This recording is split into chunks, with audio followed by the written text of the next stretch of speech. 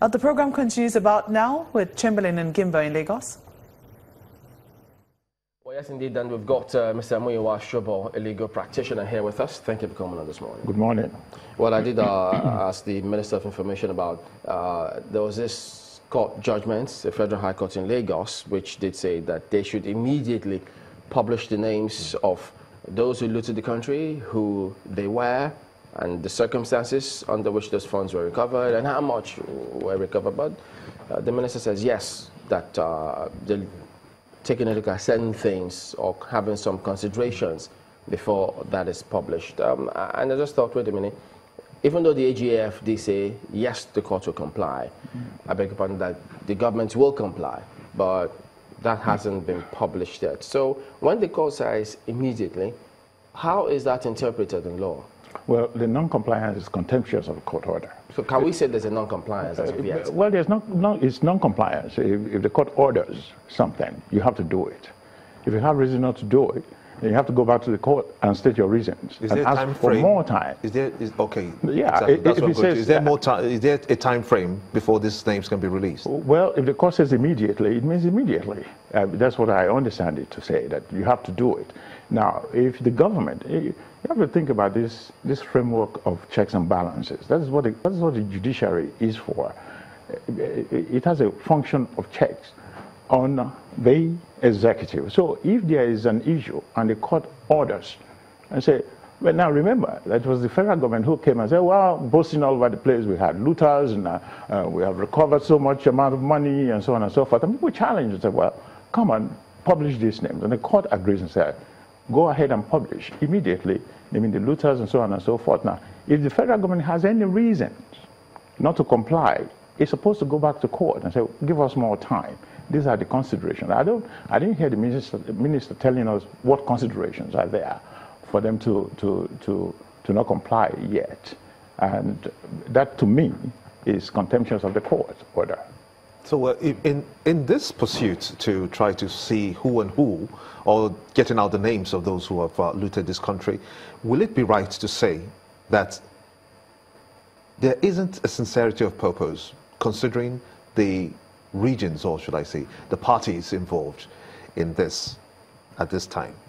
Well, I mean, that would be a matter of, strictly a matter of opinion. What we know and what is clear is that the federal government has said, and it has come out boasting about its ability to recover stolen funds from looters. And I said it here before, that before you can paint people looters, I believe you have to prosecute and find them guilty first. So I think there's a dilemma being faced by the federal government. If you publish somebody's name who's not been found guilty of looting, simply because you forfeit, well, does the person now have a recourse and say, well, you haven't found me guilty, why name me as a looter? So that was what we raised here in that discussion. You move on. Yes, the federal government has a right to pursue and prosecute corruption, but there's a right way and a wrong way of doing things. You do not cut off your nose to spite your face. If you have determined people to be looters, I assume that they must have gone through the system, prosecuted, and found guilty of looting. You don't go on the pages of newspapers and publish their name. Now, so they set up that trap for themselves. So whether it is, whether they're defeating their own purpose, again, it's a matter of opinion. Whether that there's selective prosecution, again, it's a matter of opinion. But what's the dilemma here? If they say, well, the court says, publish the names of high-ranking public officials whom funds were recovered and the exact amount and the circumstances under which those funds were recovered. If the government now says, well, we recovered funds from you, we're publishing your name. Fact is fact.